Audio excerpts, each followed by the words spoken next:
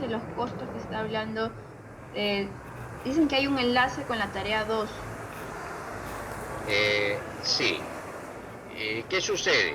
Todas No las sé. tareas tienen que ingresar al Blackboard, toditas, ¿correcto? Y, ustedes tuvieron dos tareas iniciales, ¿no? Que ya yo las hemos quejado como tareas que si se presentaron por ejemplo, por correo, hay que ingresarlo al Blackboard. O sea, en el Blackboard esas tareas tienen que, se ve como una canastilla de un pajarito, ¿no? Esas son las tareas nuestras. Además, yo he puesto las tareas de su escuela. Entonces son cuatro tareas de la escuela, que son actividades entregables, hay cuatro evaluaciones y hay tareas mías, que son las que estamos poniendo de acuerdo al avance. ¿De acuerdo? Todas esas tareas, más el examen final, van a ser una sola nota que es la del curso. Si no me equivoco, ustedes tienen tres tareas. Una que correspondió a identificar todos los costos. La otra que invitaba a hacer algo así como un diagrama de la prenda que quería. La tercera es esta, que es cotización. Sí, yo no he hecho las gráficas de las prendas de vestir, porque entiendo que es una representación simple de datos estadísticos, ¿ah? O sea, si se tienen los datos, se hace, si no los tienes, no vas a hacer nada, pero no veo la practicidad de las gráficas. Sí sé que se las piden en su escuela, uno hay que hacerla, pero no lo veo práctico para el efecto de que ustedes aprendan a cotizar. Sí.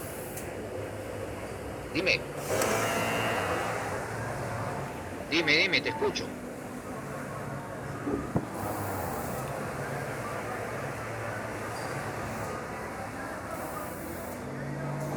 Sí, ¿alguien quería hablar? ¿Ya se le fue el audio o qué ha pasado? Lourdes, no, esta es la tercera. Como ejercicio sí recién, pero voy a dejarle más para que puedan tener. La se evalúa de todas maneras, y la evaluación es la autoevaluación que tienen ustedes puestas por su escuela. Son cuatro al final, ¿no? Son cuatro autoevaluaciones, son cuatro tareas, o sea, eso hacen 8 notas, más las nuestras que pueden ser 4 o 5 tareas, ya van 3, ¿no? Y lo importante, chicos, más allá de lo que tengan, yo procuro dejarles algunas tareas vinculadas a lo que avanzamos para que ustedes se suelten en los cálculos que se necesitan hacer. Lo fundamental es la cotización, que ya lo hemos visto nosotros, y con eso vamos a continuar, ¿de acuerdo? Pero de por medio hay una serie de cosas que tienen que reforzar sus conocimientos. Entonces, uno de ellos que piden también en el contenido es el punto de equilibrio. Vimos la semana pasada el cálculo del punto de equilibrio. Creo que hicimos algún ejercicio de punto de equilibrio. ¿Sí o no? O explicamos nomás el punto de equilibrio, sí, porque no veo que haya acá ejercicio de punto de equilibrio. Entonces vamos a tener que hacer hoy ejercicio de punto de equilibrio, y también vamos a hacer de una vez el ejercicio de la mezcla. ¿Qué cosa es mezcla? Vamos a ver, el punto de equilibrio funciona a la perfección, 100%, con costeo variable. ¿De acuerdo? Con costeo variable.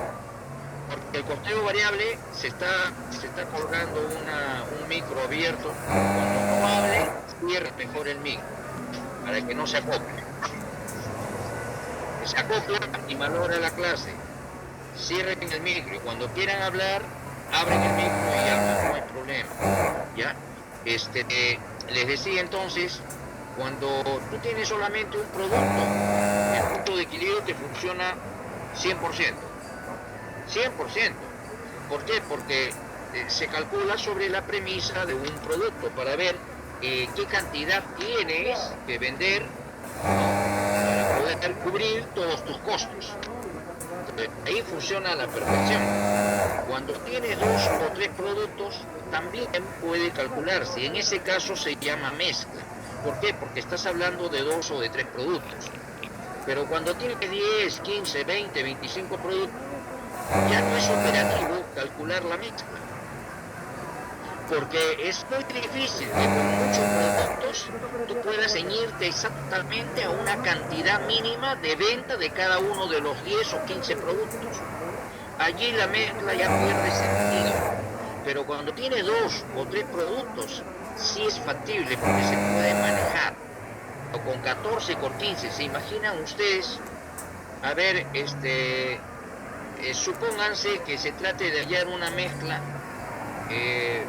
para Saga. Yo sé que Saga no tiene marca propia, de acuerdo, pero vamos a suponer que tuviera marca y que fuera dueña como fue en un principio, porque en un principio cuando era Sears era dueña de todo lo que vendía.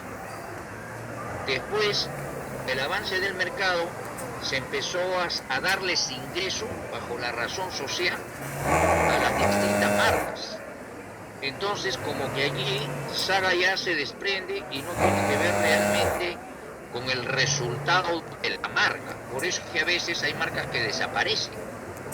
Tú fuiste y compraste una marca y te gustó la marca, caramba, la compré en Saga, vuelves a Saga y la marca ya no está trabajando. Es que y seguro ha sido reemplazada por otra. Entonces ese negocio ahora es diferente, ¿no? Funciona como si fuera una empresa de departamentos donde cada departamento es independiente. Esa es la novedad, ¿no? Es como está trabajando y allí sigue. Pero es distinto cuando tú eres dueño o dueña de la empresa y la empresa tiene que producir y vende y vive de lo que vende. Allí es diferente, ¿no? Entonces el riesgo es mayor, definitivamente, ¿no? Fuera que tuvieras un local, alquilaras los espacios, entonces las personas que te producen blusas te pagan por usar el espacio y la marca, el que te produce pantalones produce a su riesgo, te paga por utilizar el local y la marca. Entonces así sería. Entonces, pues no solamente te conviertes en una empresa que trabaja con su nombre como marca, ¿no? Y alquila los espacios para que otros sean los que produzcan. Entonces, pero ese mecanismo, ese sistema no existe, ¿no? En el de las confecciones. Yo lo que veo más bien en confecciones es que hay mucha tercerización, de modo que hay mucha gente, hay muchos empresarios que encuentran más negocio tercerizando que asumiendo el riesgo de la producción. Eso ustedes creo que son conscientes también. El que asume el riesgo de la producción se le está jugando completo. Cuando tú tercerizas, entonces te conviertes fundamentalmente en un comercializador, ¿no? Compras la materia prima, la das a trabajar y después colocas lo que trabajó, correcto, pero estás comercializando. Es distinto que producir. Cuando tú produces, tienes la posibilidad de crear.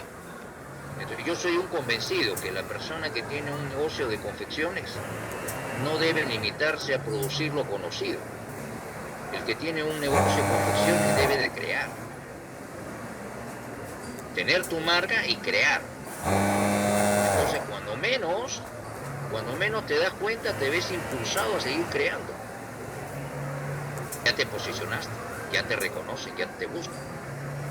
Esa es la idea. Por lo menos lo que yo creo que esa se debe mover en confecciones.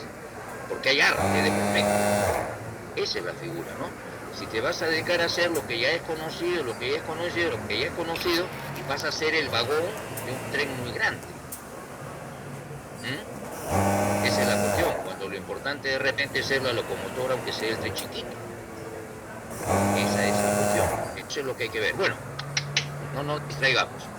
En el punto de equilibrio decía va a funcionar a la perfección cuando se trata de un solo producto. Cuando son pocos productos, entonces estamos hablando de que también se puede, pero se llama mezcla.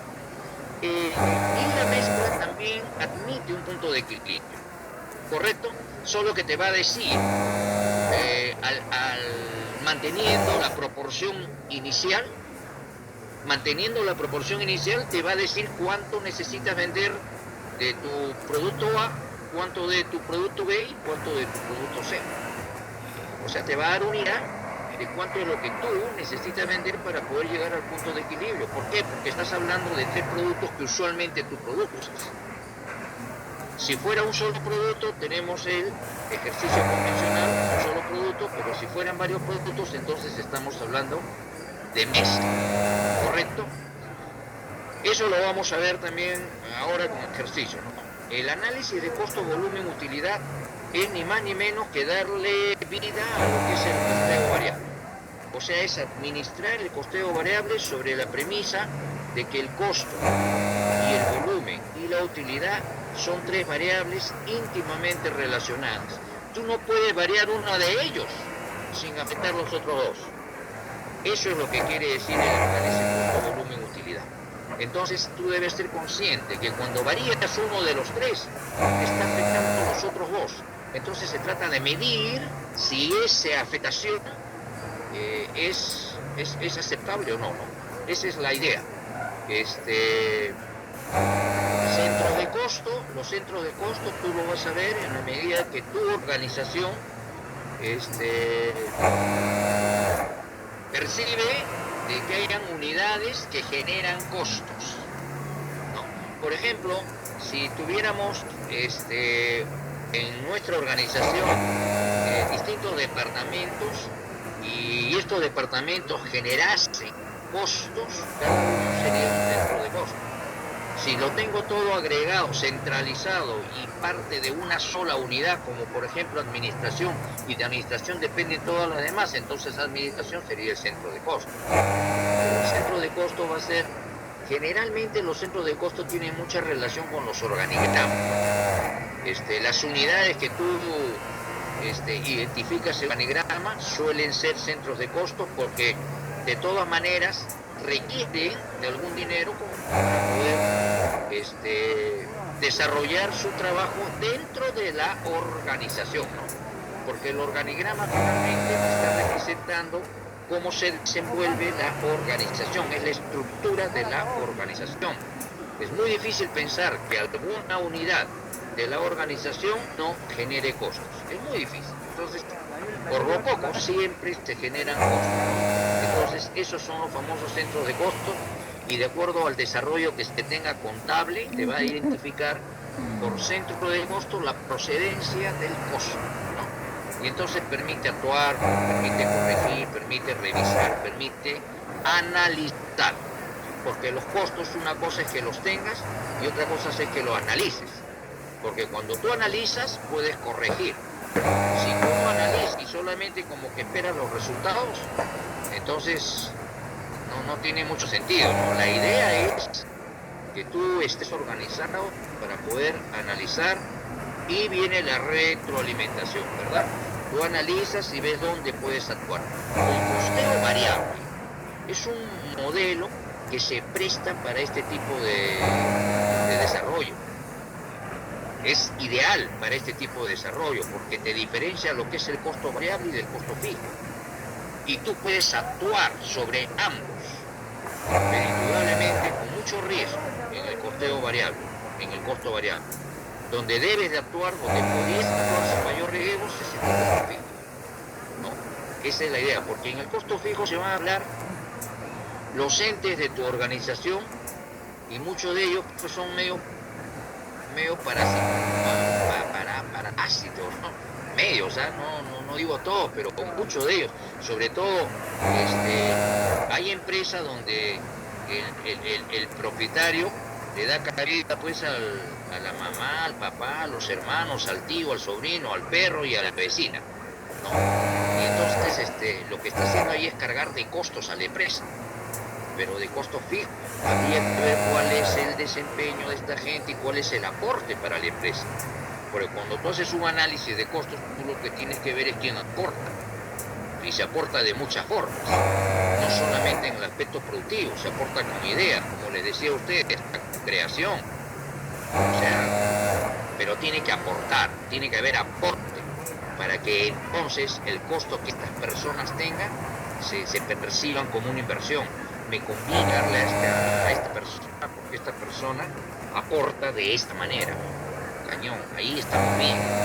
Pero cuando tú notas que estás pagando solamente, quiere ver el aporte de la persona y no lo encuentras por ningún lado, entonces estás vaciando tu bolsillo a veces inútilmente, ¿no?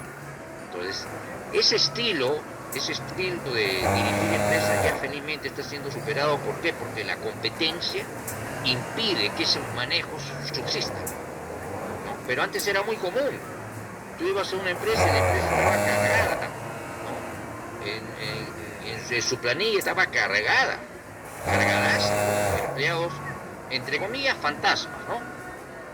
Para la organización, fantasmas, pero en realidad para el empresario era su familia, ¿no? Ese tipo de manejo ya no se acepta, ¿por qué? Porque la competencia lo impide.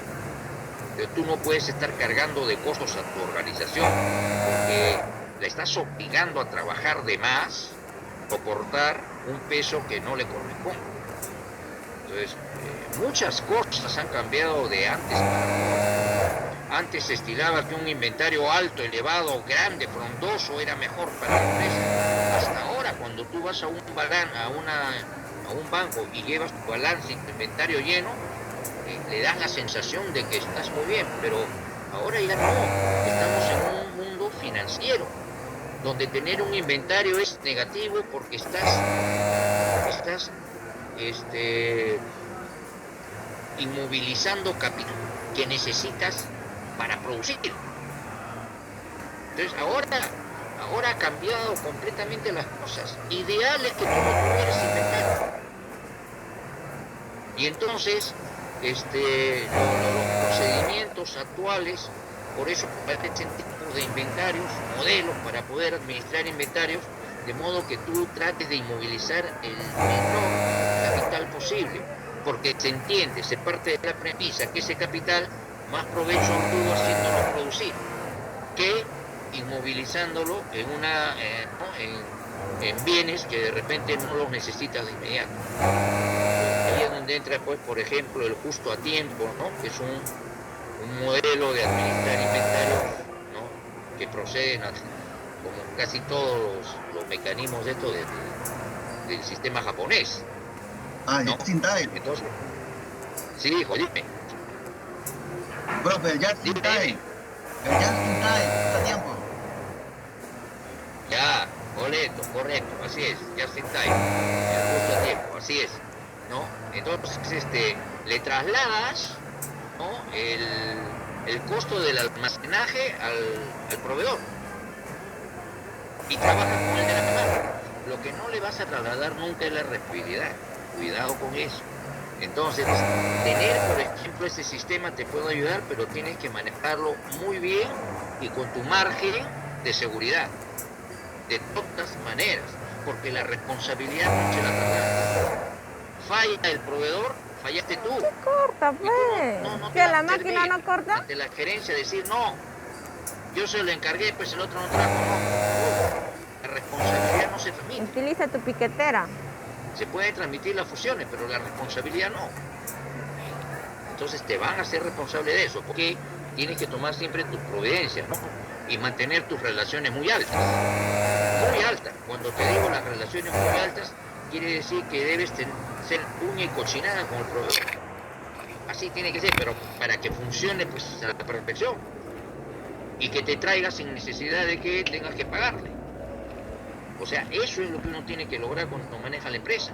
Si no, no ganas ese dinamismo que va a distinguir frente a la competencia. Porque eres tú. Acuérdense que ustedes trabajan para ser número uno, para ser líderes. Pero no trabajan para ponerse atrás y que sea otro el que marque el camino. Son ustedes tienen que ver a la competencia volteando la cara. Voltear la cara significa que ustedes están adelante y que tu competencia está atrás. lo que les estoy hablando es figurado, ¿no? Para que lo puedan interpretar. Pero en verdad, ese es el reto que tienen ustedes. Ustedes no están estudiando para ser uno más. Ustedes están estudiando, si es que trabajan para una empresa, para ser un elemento vital en esa empresa. Y si es la suya, con mayor motivo. Bueno,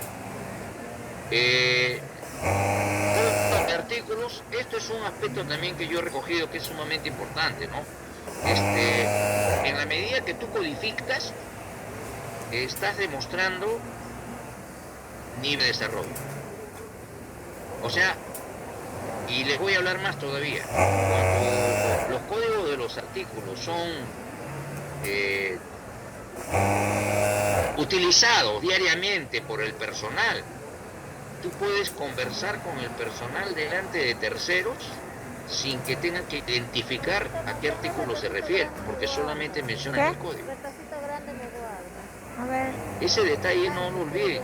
No sé si les comenté a ustedes, yo cuando era un poquito más que ustedes a esta edad, un poquitito más, no mucho, pero un poquitito más, entré a trabajar en una empresa de transportes. Y la gente hablaba, sí, pues el 1123, ya el 2410 con la 3057. No, la 3053 mejor con el 1080. Y yo pues, en el aire, ¿no? Sabía que 1080, 2410, 1123, 3057, etcétera, etcétera, eran las placas. Lo sabía, pero al principio naturalmente no se me ocurría que en algún momento yo también iba a terminar igual. Y es así, o sea, cuando tú estás en un medio y estableces un código de comunicación, toda la gente que está identificada con los medios se termina identificando y termina haciendo intervenir esto en la conversación. Entonces, identificando los artículos con códigos, se pueden entender perfectamente sin estarle diciendo a los demás, ¿no?, de qué están hablando. Sin decirle a los... ¿Por qué? Porque sus artículos están codificados. Eso no lo pierdan de vista. Es bueno.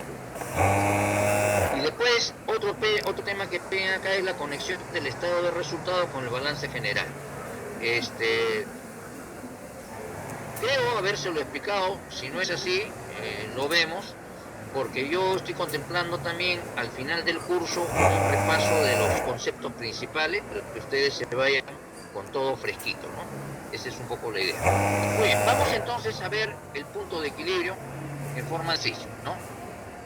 Vamos a ver, bueno, acá se habla, vamos a revisar esto porque también creo que son ideas que ustedes deben tener siempre presente, ¿no? Estrategia para establecer el precio. Aquí hay una serie de preguntas que yo las estoy incluyendo, fueron materia de un curso que tuve anterior, ¿no? Y que se escapa a las personas, porque las personas pronto creen que solamente es sumar, ¿no? Sumar, dividir, restar por ahí, sumar, dividir, restar y ahí queda. Pero no, chicos, el precio tiene mucha más connotación, ¿no? Entonces, acá estoy recogiendo yo algunos aspectos que uno siempre debe tener en cuenta. Que se ve, por supuesto, cuando tú analizas el entorno, ¿no? Solo que en el entorno te ordena más o menos cómo tienes que ver las cosas. Pero, por ejemplo, para establecer precios, tienes que saber cuál es el costo de tu producto.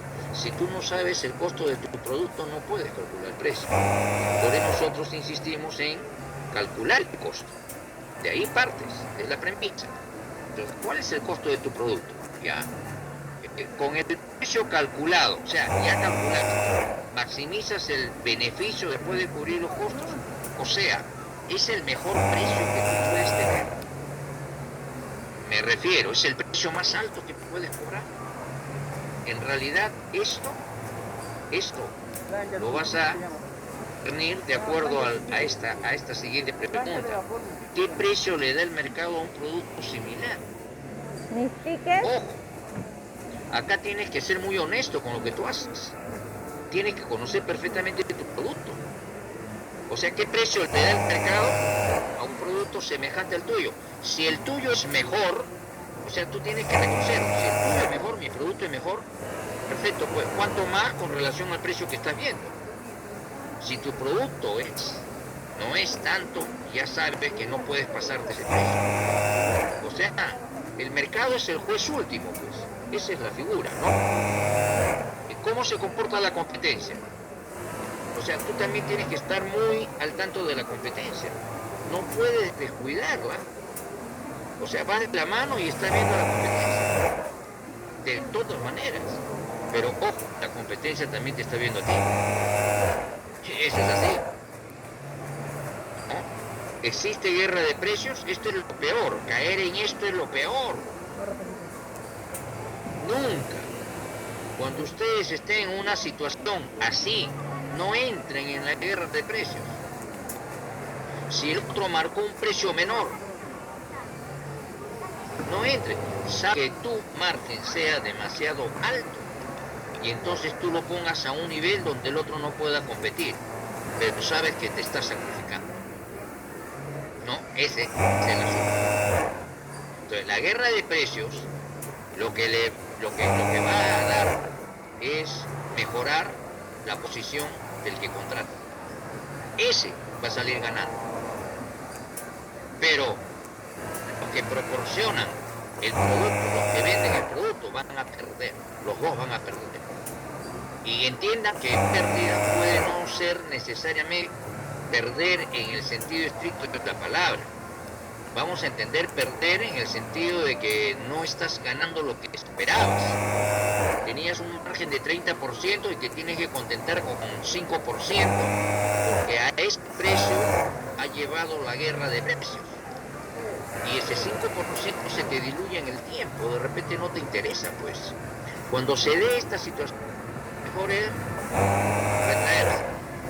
retraerse. Sacas tu producto del mercado, así. A ver cuánto tiempo puedes aguantar, perfecto. Que se malee el otro, el que bajó. Déjalo. Tú vas a estar más protegido con tus productos. Le marcas una pequeña diferencia. Adicional, no importa. Pero entonces tu precio te va. O sea, ya son estrategias que tienes que emplear. Pero entrar acá es sumamente peligroso y negativo para los que se guerrean. Terrible. Esta es otra pregunta que es importante. ¿Hay restricciones legales para fijar los precios? ¿Cuántas veces nos hemos encontrado con personas que quieren producir algo y te dan cuenta que legalmente no lo pueden hacer? En el caso de ustedes la cosa es más manejable, ¿no? Pero en este caso, por ejemplo, ustedes tendrían que ver esto de existe control de en Gamarra, chicos, ustedes saben que Gamarra cobró una importancia relevante hace unos años como ente productor y empezó a exportar mucho la mercadería que producía y Gamarra era todo. Pero aparece el producto chino Gamarra. Al principio, muchos trataron de bloquearlo y después el producto chino terminó imponiéndose, aun cuando la calidad no fuera la que tenían los productos que se hacían en Gamarra. Se impuso por precio. Pero ese no fue el problema principal, jóvenes. El problema principal fue que hubieron empresarios del mismo Gamarra que propiciaban la importación de estos productos chinos. O sea, ellos se han convertido en un arma de doble filo para Gamarra. Ahora ya tú no puedes ir a Gamarra pensando que vas a encontrar algo que se produjo allí. Es muy probable que te encuentres con productos chinos. Entonces se perdió la orientación que tuvo Ingenio. Faltó de repente normas, faltó acuerdos, faltó organización. Entonces terminó siendo un centro competitivo comercial, ¿no? Sí, pues ya comercial, nada más, ¿no? Entonces aquí es donde se le genera pues un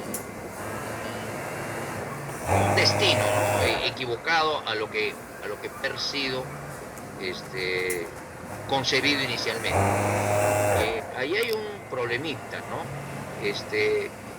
No lo puedo confirmar, no estoy tan metido en el negocio, pero a China siempre se le ha acusado de dumping, ¿no? Siempre se le ha acusado de dumping. El dumping, ¿qué significa?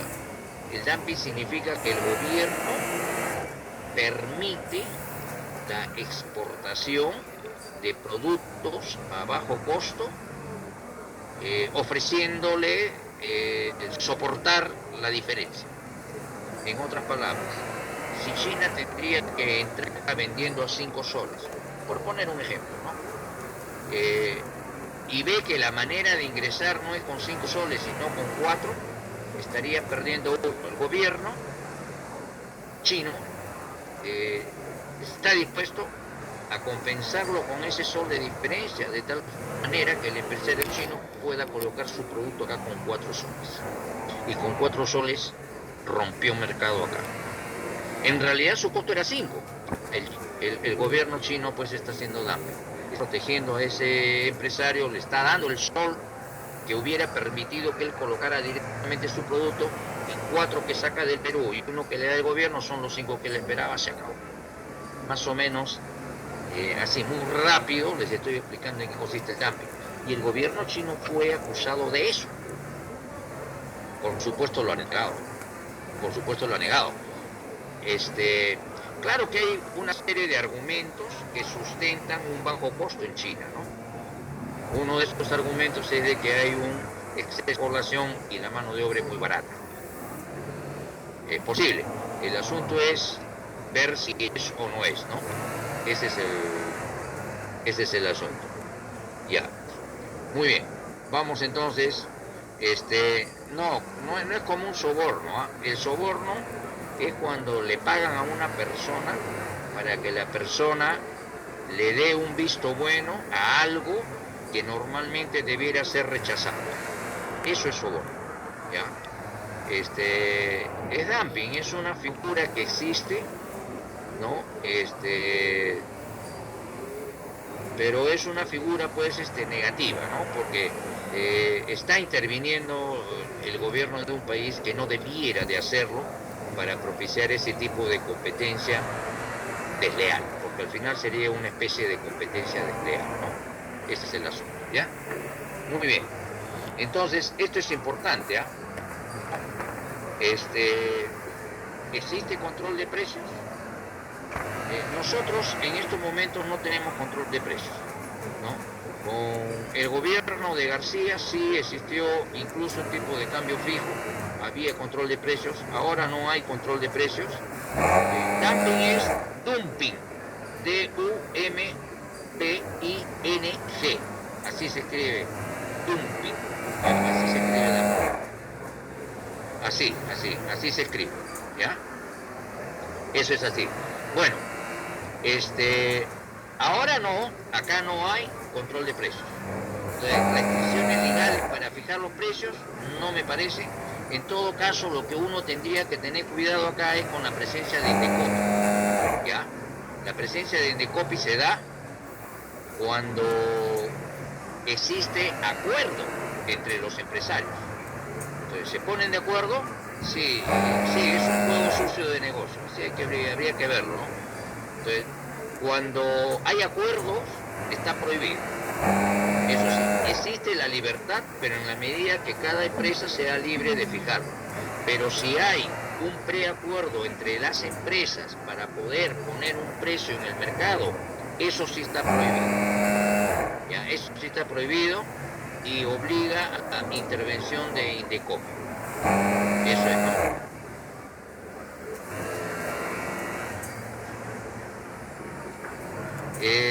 Correcto, María del Rosario. Ahora, creo que adueñarse del mercado es muy extenso, ¿ya? Pero sí elimina competencia. de repente muy extenso, muy grande, muy grave, ¿no? De repente no es solamente entrar, ¿ya? Adueñarse muy amplio para poderlo poner dentro de la concepción. Afecta la escasez de divisas, o sea, tú estás produciendo con mercadería, con tela importada, con insumos importados. Si produce con insumos importados, entonces tienes que estar atento al tipo de cambio, porque la escasez de divisas te puede afectar. Afecta a la inflación, igual, o sea, ¿qué aspectos te pueden afectar si es que hay inflación? Si es que hay inflación, por ejemplo, aumentan los precios. Si tú tienes insumos y estos insumos aumentan de precio, te ves obligado a aumentar el precio de tu mercadería. Si estás tratando de cubrir, por ejemplo, un compromiso que tienes y tienes que comprar, entonces tu margen se puede afectar. Por eso es que cuando se hace el cálculo del precio, el margen de utilidad tiene que ser sustancial. Sustancial quiere decir no te quedes solamente en recuperar tus costos. Sustancial quiere decir estar atento a cualquier posibilidad de riesgo. Y uno de esos riesgos puede ser, por ejemplo, inflación. Y puede ser, por ejemplo, a veces esos dispositivos que te dice el gobierno, ¿no? Afecta el aumento de los salarios.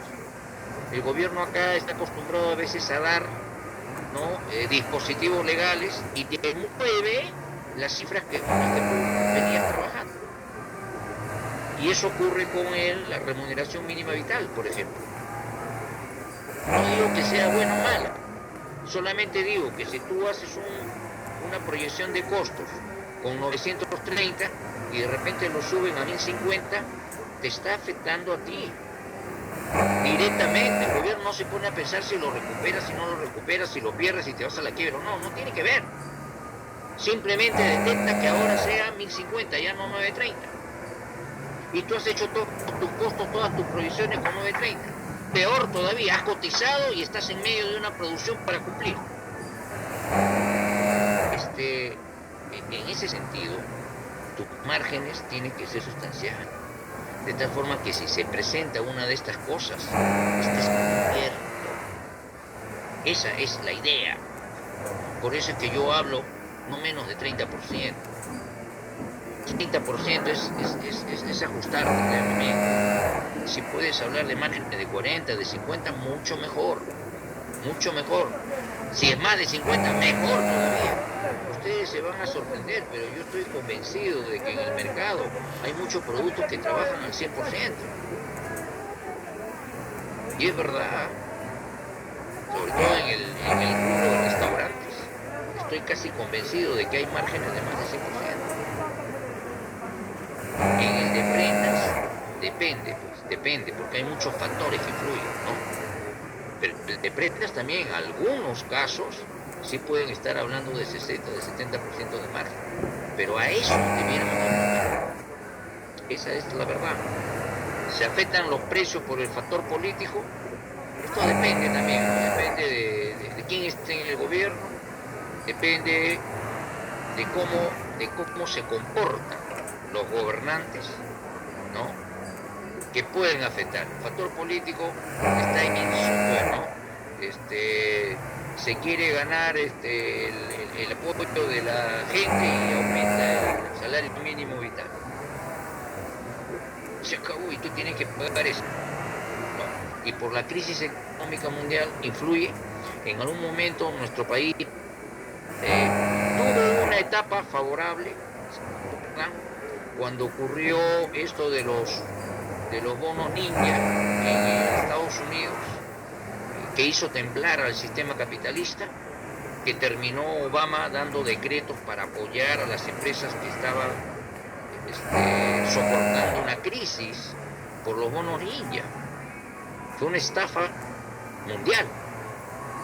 Y en esa etapa de estafa mundial, donde muchas de las empresas de Estados Unidos se vieron perjudicadas, los países que comercializaban con Estados Unidos vinieron a ver a los países con los que normal no tenían mucha relación, llámese Perú, llámese Colombia, llámese Ecuador. Y esta fue la etapa en que nosotros levantamos, ¿no?, un crecimiento de hasta 10%. No fue obra de los gobernantes, ¿eh?, sino que la prensa pues se pesta en la publicidad barata, ¿no?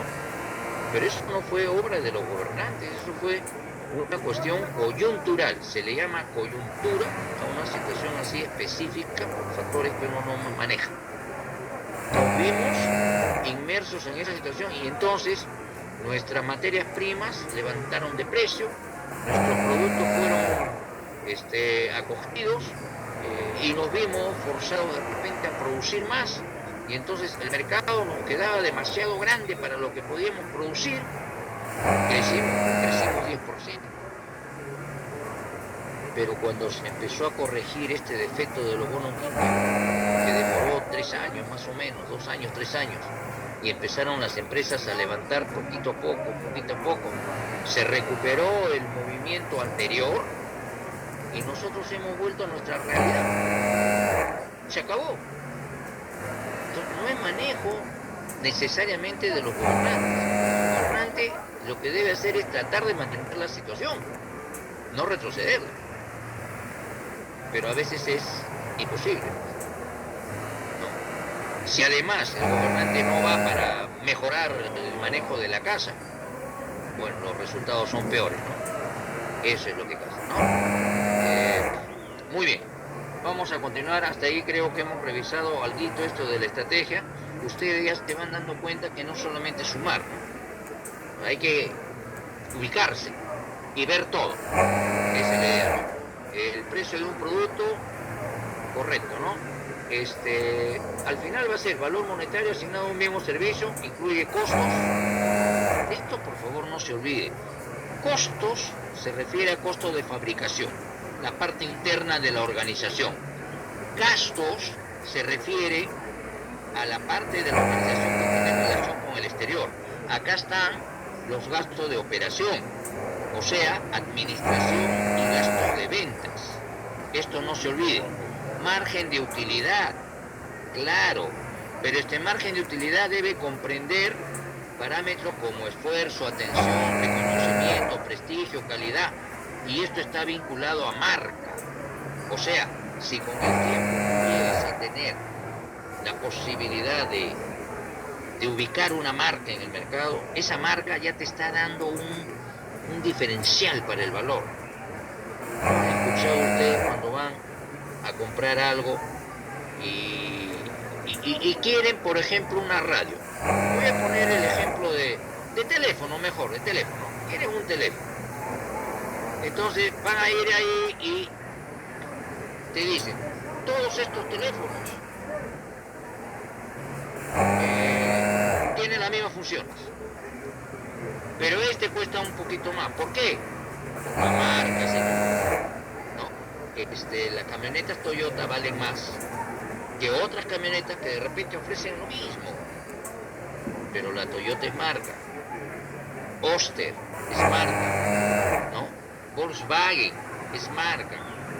O sea, algunas cosas que a uno no le gustan mucho, pero Kentucky es marca, Pizza Hut es marca. O sea, hay productos que se hacen conocidos más por la marca. Coca-Cola, ni se hable. No digo que el producto sea bueno o malo, digo que está colocado en virtud de la marca. Y eso es importante. Si ustedes se dan cuenta, muchos de los productos que hace Coca-Cola le dicen es un producto de Coca-Cola.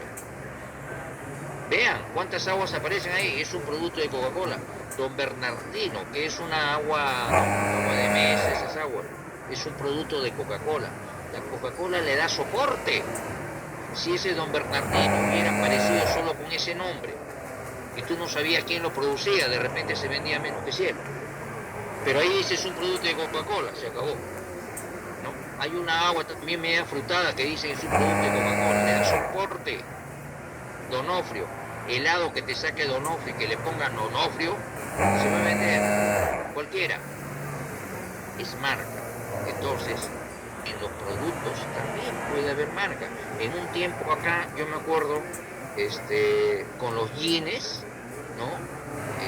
El Lee, no, pero el Lee, ¿no? Conocido Lee. Ahora creo que ya desapareció, ¿no? Acá hubo uno de, creo que era Rosa Mar, que es una cosa así, que quiso introducir esa marca peruana en el mercado, ¿no?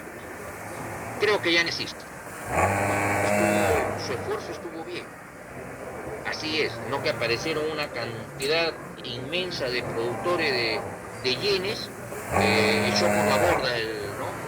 Pero creo que hizo el intento. Pero antes, cuando recién empezaron a entrar acá los yenes, el Lee y el Kansas barrían el mercado, ¿no? Esa es la verdad. Entonces, es bueno eso, ¿no? A ver, ¿qué me dices, Scott? Ritae, tienda, más, es marca para saber cómo es esto. Profe, Sí. el Ritae Plaza Vea es representante Ritae grande, ¿no? Comercial, pero también hay No, tiendas espérate. ¿Te refieres a Retal? Ritae, el rubro Ritae. ¿Así? No lo conocía. Ya. La tienda más, ahí dice Plaza Vea. No, más es de Plaza Vea. Claro, Profe, sí. más es de Plaza Vea. Sí. Claro, compañero. Allí apunta a estar más cerca del consumidor, ¿te das cuenta? O sea, el más le sirve a Plaza Vea para estar más cerca del consumidor y para, que es lo importante, y para rotar mercadería que se da de baja en Plaza Vea.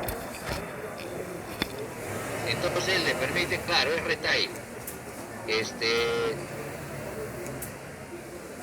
Pero le permite eso, o sea, es estrategia de mercado también.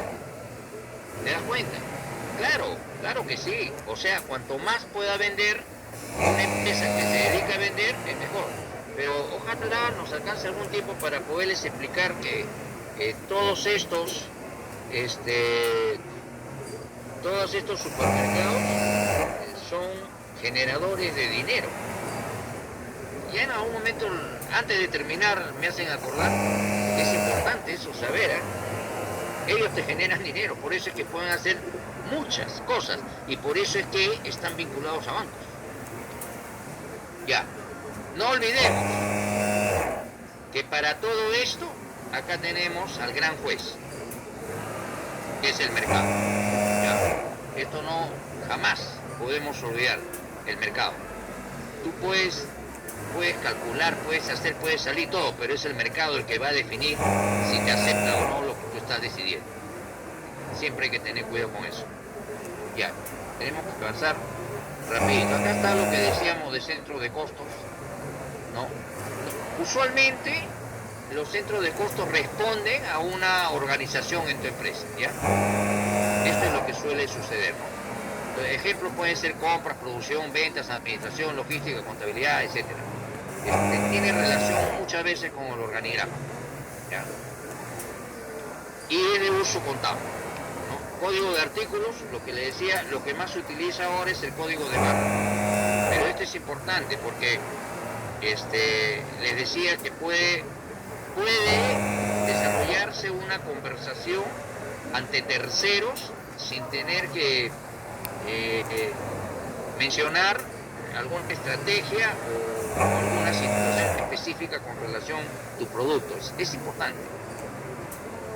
No hay que perder. Ya. Ay, caray, acá salió mal esto. Mire. Acá estamos viendo la relación del balance con el estado de resultados. Ya. Acá, qué pena. Esto lo voy a tener que poner. Ya está ya con este color, ¿no? Cuando ustedes lo bajen en el Power, esto lo van a leer mucho mejor. Pero acá, ¿qué dice? Balance general. Y acá, ¿qué dice? Balance general. Entonces, vamos a entender que este balance general... y acá dice estado de resultados. Ya. Y acá debajo de estado de resultados, acá dice operaciones de la empresa, que eso sí lee. Entonces, ¿cuál es la relación del balance con los estados de resultados? Miren ustedes. Un balance general, pero este balance general es final. ¿Ya? Vamos a ponerle el año 2019. Este balance general al 2019 te da cifras iniciales para el 2020. Los inventarios finales al 2019 son los inventarios iniciales del 2020. ¿Correcto? Entonces tú empiezas a trabajar con tus compras, con tus insumos, con lo que haces, todo, ¿no? Y terminas el año. Pasaron las operaciones del año, terminaste el 2020 y el resultado de todo esto, de todo este año, el resultado se traduce en una sola cifra, que es utilidad del año o pérdida del año. Ojo, y ese resultado se registra en el balance general, pero este balance es final. ¿Se dan cuenta? Este balance general del año anterior, final del año anterior, sus cifras son el inicio de las operaciones del año 2020. Y el final de las operaciones del año 2020 con su utilidad de por medio y los resultados de inventarios corresponde al balance general final del 2020, que va a ser el inicial de 2021 y así sucesivamente. Entonces, la historia de una empresa tú la vas a tener registrando o teniendo acceso a los dos balances, al inicial y al final, y al estado de resultados del ejercicio correspondiente. ¿Ya? ¿Quedó claro? Esa es la idea. Y así tú puedes analizar cuál ha sido el comportamiento de la empresa y puedes tomar algunas decisiones, ¿no? Pero esta es la relación del balance con el estado de resultados. No son estados aislados, no lo son. Están muy ligados, ¿ya? A ver, profesor, una pregunta. Alondra me dice, ¿no? Los supermercados grandes como Plaza Vea, Metro, Walmart, etcétera, su negocio consiste en colocar los productos, o sea, alquila el lugar para que se vean los productos. No, chicos, no es así. Ellos lo que hacen es admitir productos para venderlos, pero los admite al crédito y los vende al contado, ¿no? Y les paga estas facturas a los proveedores o se les devuelve los productos si de repente pues no se vendieron. Por ejemplo, ellos no asumen riesgo por pérdidas. Es muy difícil. Lo que sí hacen a veces es incluso hacer un contrato con ellos para que les produzca ese mismo producto con la marca de Vea, con la marca de Huevo, con la marca de Metro. O sea, es estrategia de mercado. ¿Y cuál es qué es lo que ofrecen? Ofrecen un mercado abierto, pues, ¿no?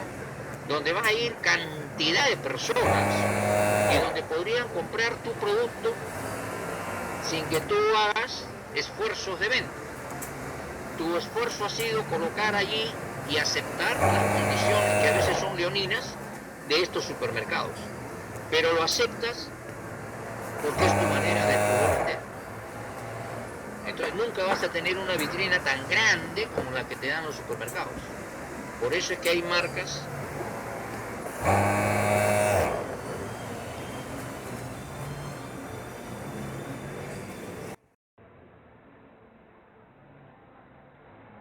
¿Aló? que solamente son conocidas en estos supermercados. Vas a una tienda de la esquina y no la encuentras. Y solamente están en los supermercados. Por eso, ¿no? Esa es la idea. Una marca que es conocida ya no tiene necesidad de regalarse con el supermercado.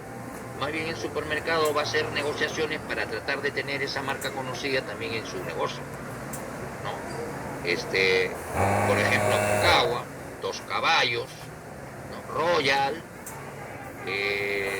Santa Rosa, Primor, ¿se dan cuenta? Más o menos, ¿no? Pero si sale ahí un producto como Alfa, por ejemplo, en aceite, que no es malo, entonces ese sí tiene que pagar derecho de piso, pues, ¿no? Claro, es así, ¿no? ¿Existen Dos Caballos? Sí existen, claro que existen. Pero ya muchos de estos productos no son peruanos tampoco, ¿eh?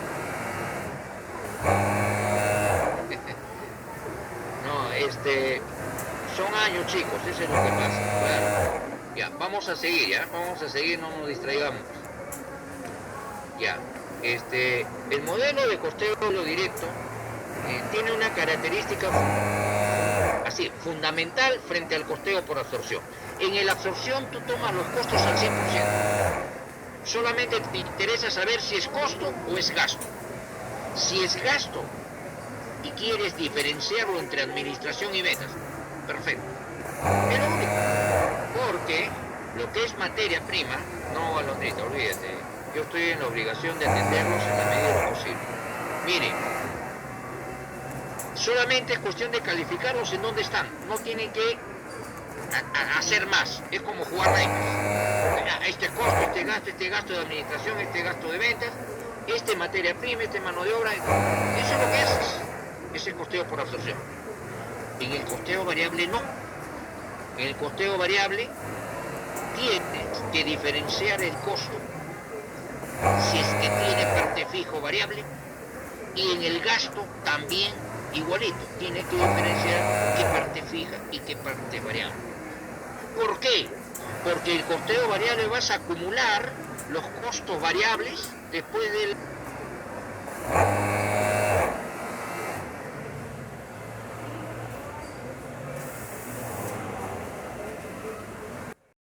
Aló, ma. Aló. Dime. de la cifra de ingresos. Ahí van a estar.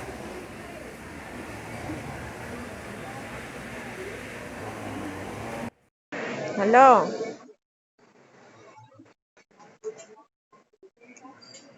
Aló. Todos los costos variables. Si proceden de la producción interna o si proceden de los gastos de la organización. Pero todos los variables van a estar allí. Siempre mantén la distancia.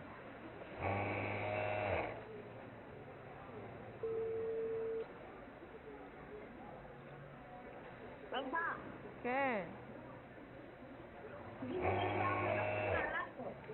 ¿Ah? ¿Cuál?